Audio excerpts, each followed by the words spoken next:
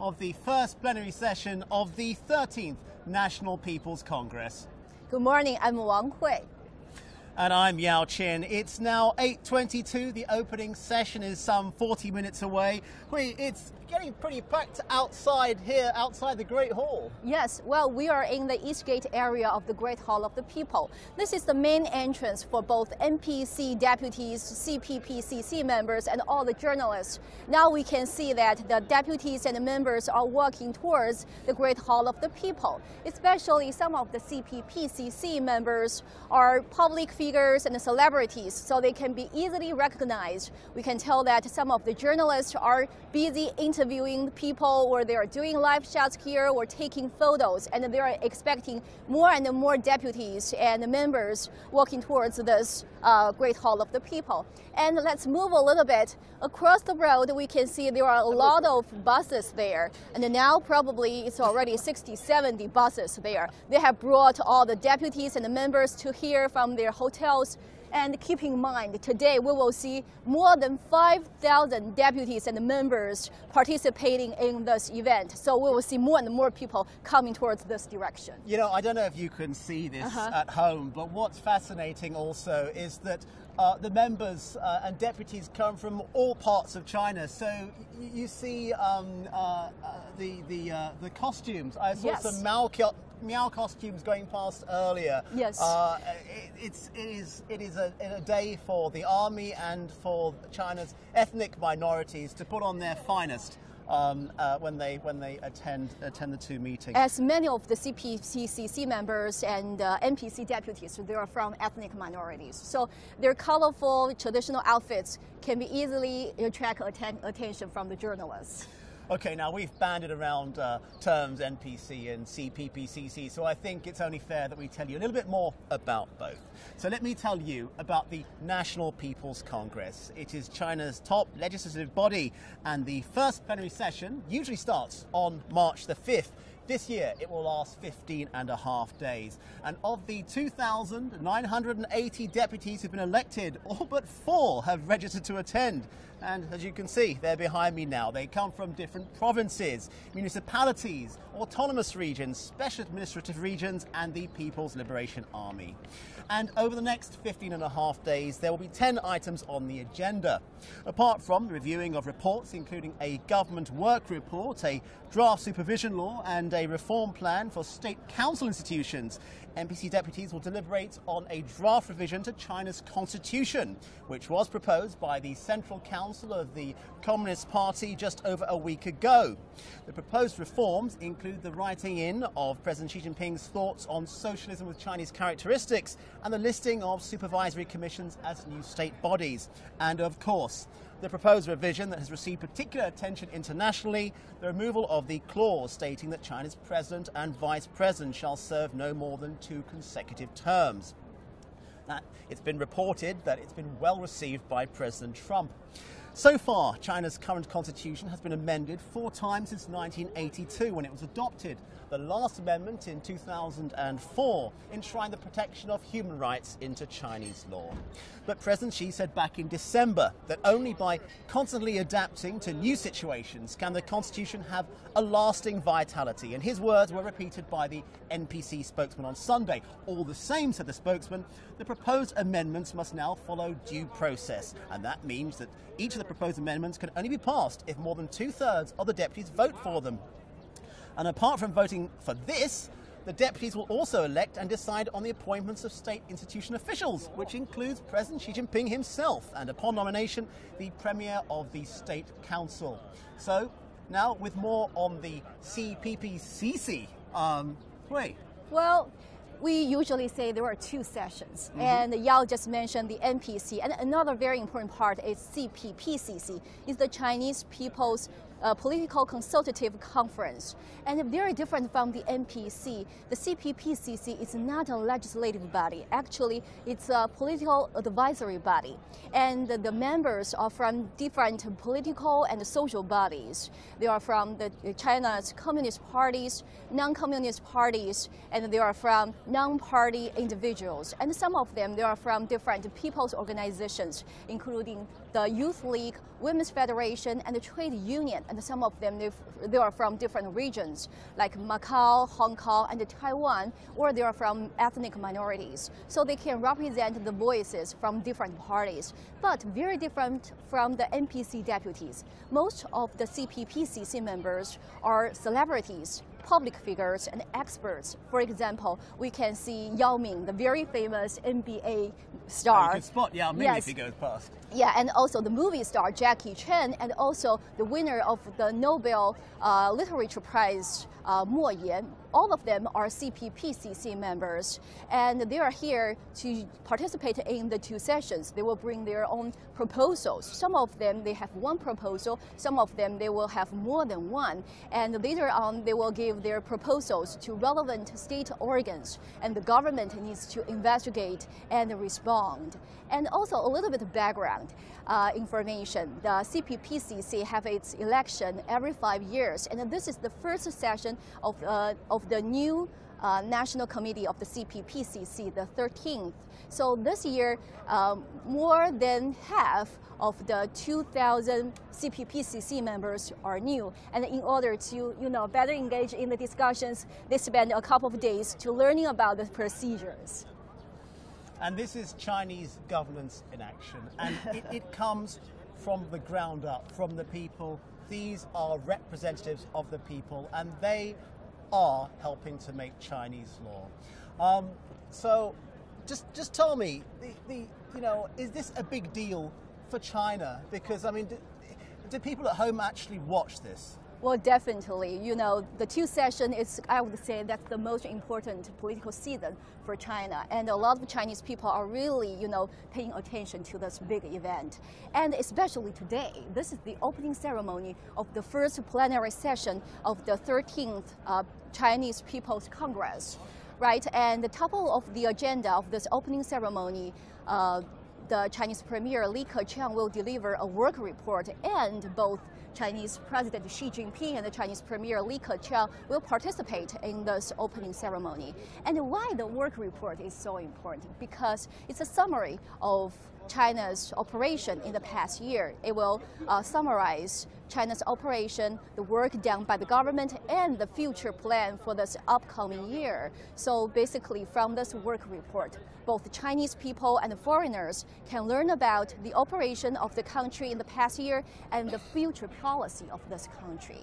And today, both NPC deputies and the CPPCC members are taking part in this event. And also, one of the very important duties of the NPC is to supervise the government. So today, the Premier Li Keqiang will hand in his examination paper to the NPC to see what kind of grade the government can get. And also the CPPCC members.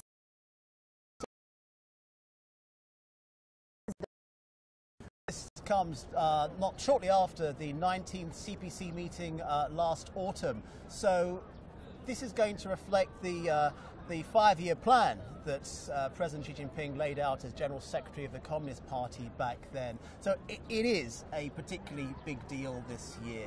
And Yao, I understand that you came to China last October. It's about 5 months. But in order to, better cover those two sessions, you have done some research and covered some reforms, right? And tell us more about it. You'll see those reports in the coming days. I went out to Sichuan province to understand better the agricultural reforms and healthcare reforms in China. Let me tell you about the agricultural reforms. They have formed for the last 15 years now the #1 policy document that will be tended to by the NPC, because agriculture is deeply important to China, and it's not about just how to farm or farming in general.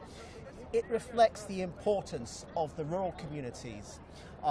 It's ingrained in the poverty alleviation programs as well.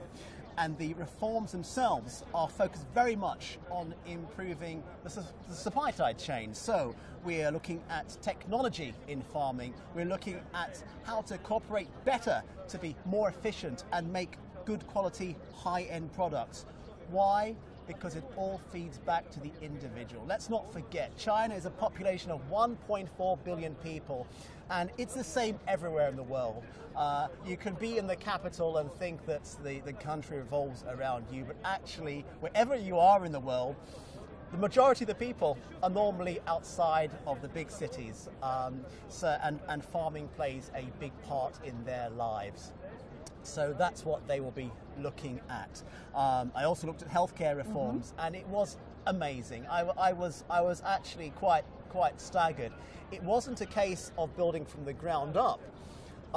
Some of the facilities I saw were world class, in fact world leading, and it's more of a case of reforming the system, supply side reforms again, so that world class medical care can now reach as far as the community. So they're setting up a 3-tier system to take it from the big hospitals to the medium-sized ones to the small ones, so that China now has a community-level system of GPs and of small community hospitals. Again, it all comes from here. This is the springboard. The reforms, the laws, they are passed here. That's why there is importance in what's going on, because it affects the people, and they want to know. These are their deputies. These are their the voices. People. Their voices. Yes. That's why there are so many, because they represent 1.4 billion people. Yes, and very soon, maybe in just half an hour, you will hear the new work report from Chinese Premier Li Keqiang, and this work report will cover all aspects of the Chinese society, from economy to foreign policies, from military to education, from agriculture to poverty alleviation. It really shows you the picture of how China did in the past year and what's China going to do in the coming year. Which is why it's just as important to the international community. And if you look around, there are international journalists galore here. Yes. And it's not looked on in a negative fashion anymore. You know, China has become more and more a friend to so many countries, a friend and a working partner. And I saw that very much in Guangzhou at the Fortune Forum in December. CEOs from around the world came to China, and they were really looking forward to not extending a hand of friendship, but actually embracing that friendship further. And you know, this year about more than 3,000 reporters are covering those 2 sessions, and 1/3 of them are from overseas media outlets. And in order to provide more opportunities for journalists, they have opened a new delegates corridor. So each time they can hold up to 400 journalists, so they can raise questions to their the deputies and the members, so they can hear more voices from them. It just reflects the transparency that you see, and the openness from the Chinese society. And the openness. This is all about Chinese democracy and the welcome as well to the international community to say, have a look. This is what we're doing. Yeah. Now we can see there are more and more people here. All of them are deputies and members, and today we will see more than 5,000 of them participating in the opening ceremony. It is extraordinary, because only about half an hour ago this area was empty. We were rehearsing to an empty square, and now it is packed. It is packed. It's only just under half an hour to go, and look at them, they're still arriving. And also, this morning before 8 o'clock, the journalists, they arrived earlier. And, before you see us, actually, there was a long line of journalists waiting outside. The line stretched a few hundred meters, so that was amazing too, And it's also turning out to be quite a good day. The sun's come out. It's not quite as cold as it has been in Tiananmen Square. So as we wrap up our start to the coverage, do stay tuned to CGTN on television and also on our digital platforms. Throughout the day, we will be covering extensively the NPC, and actually throughout the coming days, the next few weeks. So thank you very much for joining us from me. And for Wang Hui. Goodbye. Goodbye. Thank you. The biggest annual political gathering in the world's most populous nation. Some topics to deliberate and discuss, and new state leadership lined up. a draft revision to the Constitution. From March the 3rd, CGTN takes you right to the heart of Beijing for a behind-the-scenes look at how 5,000 political representatives and advisors get things done, and how their decisions can have a ripple effect across the world. Join us on CGTN for an insight look into the Two Sessions 2018.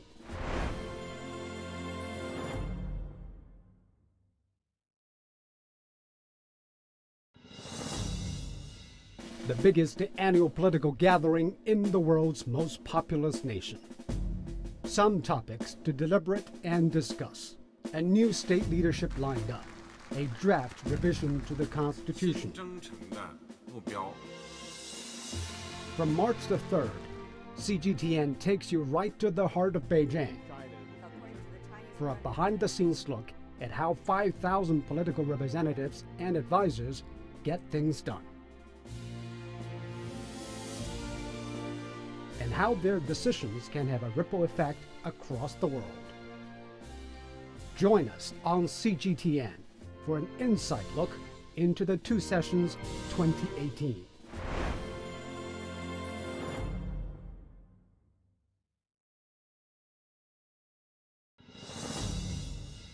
The biggest annual political gathering in the world's most populous nation. Some topics to deliberate and discuss. A new state leadership lined up. A draft revision to the Constitution. From March the 3rd, CGTN takes you right to the heart of Beijing for a behind-the-scenes look at how 5,000 political representatives and advisors get things done,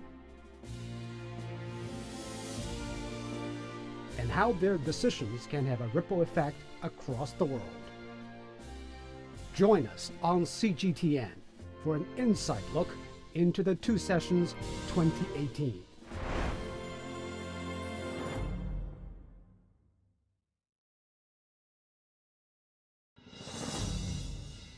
The biggest annual political gathering in the world's most populous nation. Some topics to deliberate and discuss. A new state leadership lined up. A draft revision to the Constitution. From March the 3rd, CGTN takes you right to the heart of Beijing for a behind-the-scenes look at how 5,000 political representatives and advisors get things done,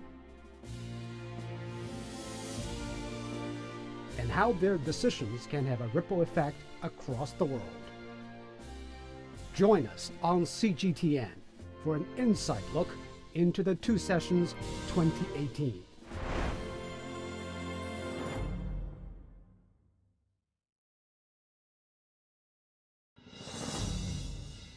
The biggest annual political gathering in the world's most populous nation. Some topics to deliberate and discuss.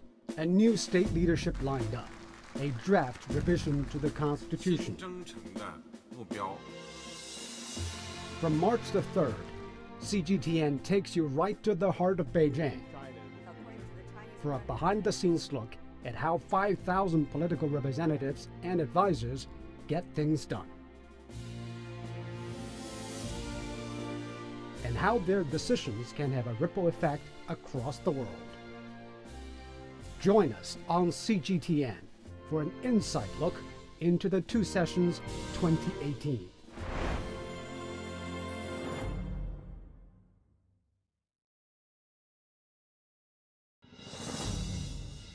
The biggest annual political gathering in the world's most populous nation. Some topics to deliberate and discuss. A new state leadership lined up. A draft revision to the Constitution. From March the 3rd, CGTN takes you right to the heart of Beijing for a behind-the-scenes look at how 5,000 political representatives and advisors get things done,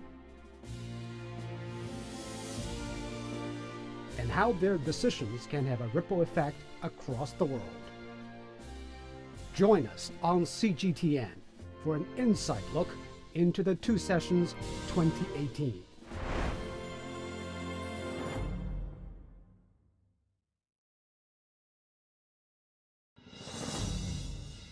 The biggest annual political gathering in the world's most populous nation. Some topics to deliberate and discuss. A new state leadership lined up. A draft revision to the Constitution. From March the 3rd, CGTN takes you right to the heart of Beijing for a behind-the-scenes look at how 5,000 political representatives and advisors get things done, and how their decisions can have a ripple effect across the world.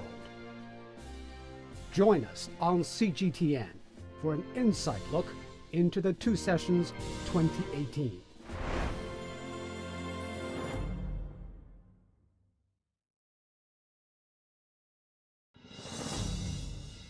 The biggest annual political gathering in the world's most populous nation.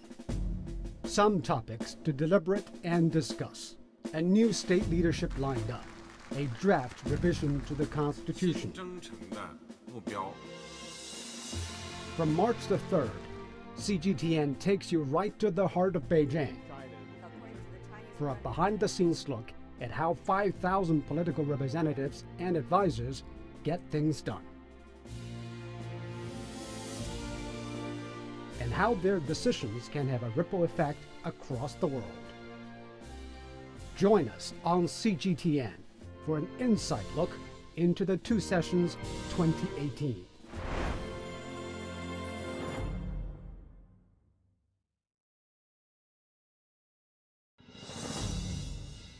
The biggest annual political gathering in the world's most populous nation.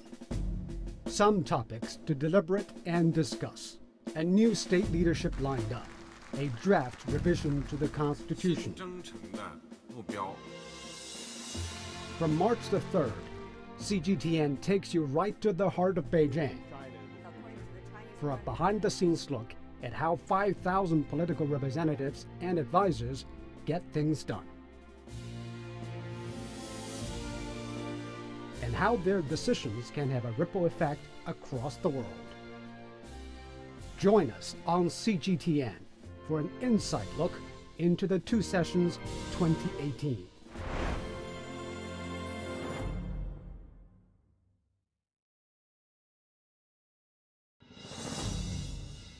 The biggest annual political gathering in the world's most populous nation. Some topics to deliberate and discuss. Ms. Han Peng. Hi. Just wanted to let you introduce yourself. I didn't forget your name. We're here outside the Great Hall of the People for the opening of the NPC, the National People's Congress, today. So we were just talking to, you were just listening to our colleagues earlier, and we're going to give you a little bit more insight because Han Peng has his hands on a very precious document. Yeah, we already have this government work report, the draft version of the government work report. But still, we need to wait for Premier Li Keqiang in about 15 minutes to really raise it out public so that we can confirm everything inside. But just now, we have already received the information from Xinhua News Agency that this year the GDP target, GDP growth target in China is approximately 6.5%, which is really an important figure because it's the same as the last year. And just to make sure that you know it, it's the lowest in decades. Okay. Yeah. But still, 6.5% is huge compared to some other countries, right? Exactly. And also compared, if you think about China's large size of the economy, 6.5% in just 1 year is still quite large. And also, the use of the word approximately somehow shows that the government is tolerable if the government fails to really reach the goal. This shows that the Chinese government is now paying more attention, not just the quantity of the economic growth, but rather the quality of it. And another key issue that key figure in there is going to be the budget defense target. And there was a very interesting comment yesterday by the spokesman of the NPC at a press conference saying that there are always questions every year about China's budget defense budget and how much it plans on spending.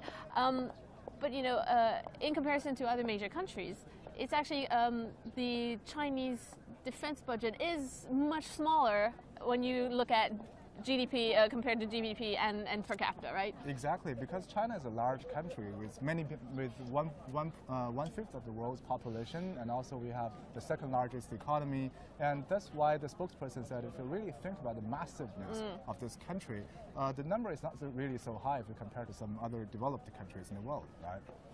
Yeah. So as you were saying, Premier Li Keqiang will be delivering this work report in about 10 to 15 minutes now inside the Great Hall of the People here, just next to Tiananmen Square. Yes, we can actually walk around to let people see how the deputies are now walking into the Great Hall of the People, and they'll soon have a listen of Premier Li Keqiang reading the whole thing, and then for the next 2 weeks they will have to discuss and deliberate about the government work report, because every year there are many changes made by the deputies. Actually, I remember last year there were at least 60 changes in this government work report. So it shows that after the Premier delivers everything, still under discussion, and people may criticize it, people may change it, and people may put more things into it. Sometimes, for example, if the government talks about, or the Premier talks about the importance of developing innovation in China in the next 5 years or next 1 year, there will be changes, like people put in things like protecting the IPR, which is quite important. So that's why we're expecting some changes as well. It's not just that after Premier Li raise it, everyone will have to do it. It depends on the discussions of the nearly 3,000 deputies who are now entering into this place. Perhaps our cameraman can pan a little bit to see how the whole thing here, just to have a look at the scene here. It's quite busy. It's one of the most busiest times of this Great Hall of the People. And just by the way, actually we were inside. Right? We were inside. We had to run out because we were trying to do a live inside and there was no signal. There's a lot of journalists around, so that's why we're outside again. Too many cell phones, and the 4G signal is not really working well inside it.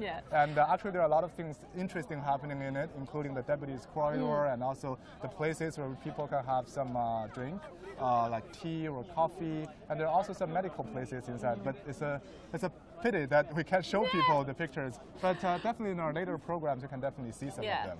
And just back to the government report, so it's something that's delivered every year at Lianghui or at the two sessions, and we had this interesting thing. If you look at our app, little plug for social media here, we did a word cloud of the work reports over the last 5 years. That's really interesting. Just show people. And so I don't know if the camera can show this, but basically some of the key words, 10 key words that have been that have appeared in the work report over the last few years have been development, innovation, reform, and economy, obviously.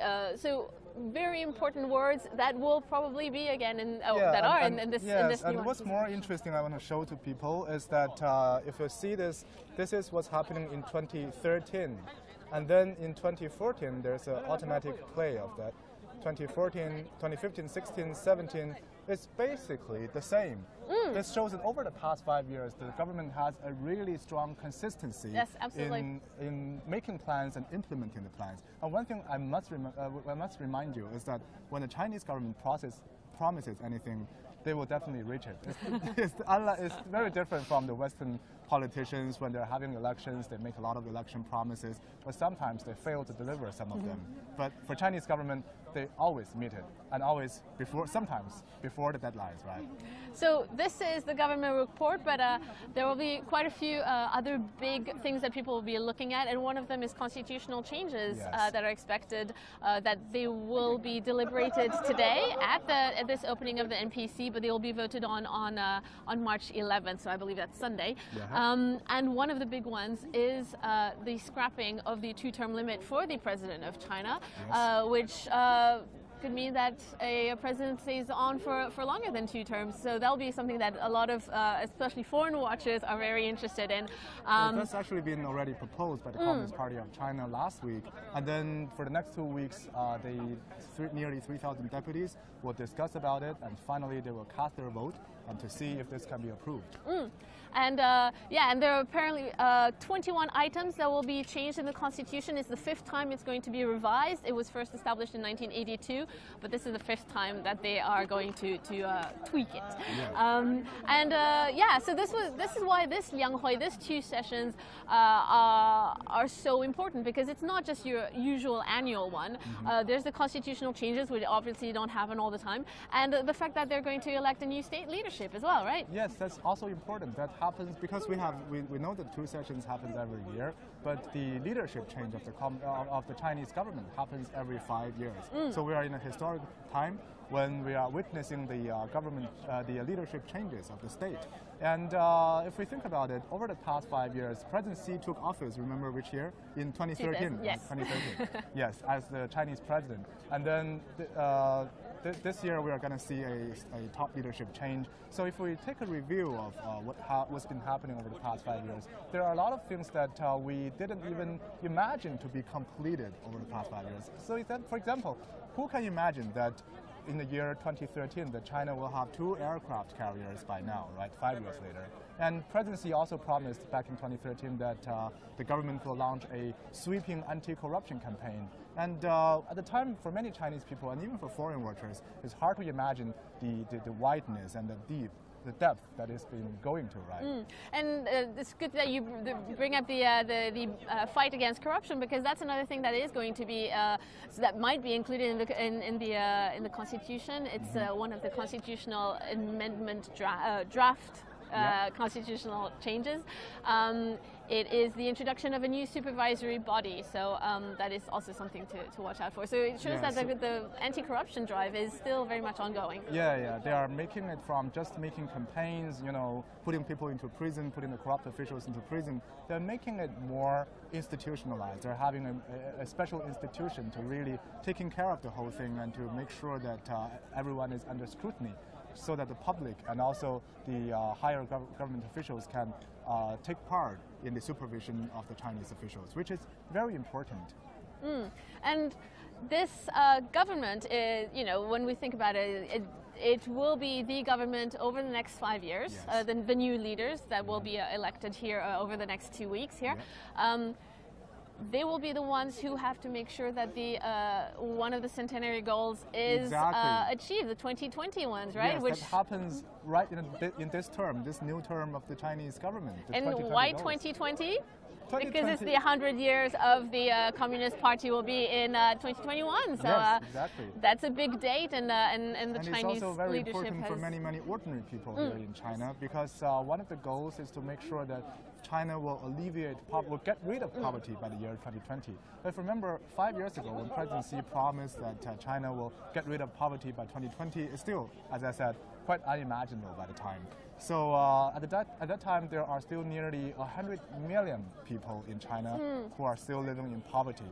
And then in just, I think 6 or 7 years' time, they managed to cut it into 30 million. So 70 million. Well, no, in the last 5 years, actually, they've cut it by 70 million already. Yes. So there are 30 million left still, and they're saying that it's going to be a big challenge. Yes. But one thing I need to remind you is that it's not 70% done, but rather the last 30 million people here in China who are still in poverty are the most difficult part. Yeah, it's going to be very difficult, but because they are because it's the people that have not been able to be helped so far. In some cases, it's just somebody who doesn't have a job, but is able-bodied. Now it's going to be maybe people who have a handicap, or who live in very remote areas, or who are elderly, or who are severely sick. So those are the people who it'll be a much bigger challenge to help them and make sure that they come out of poverty. But still, when you think about the numbers of people who were below the poverty level a few years ago, it's still quite a big achievement that China has done there. So whoever are the leaders who's going to be elected in the next 2 weeks, we can imagine that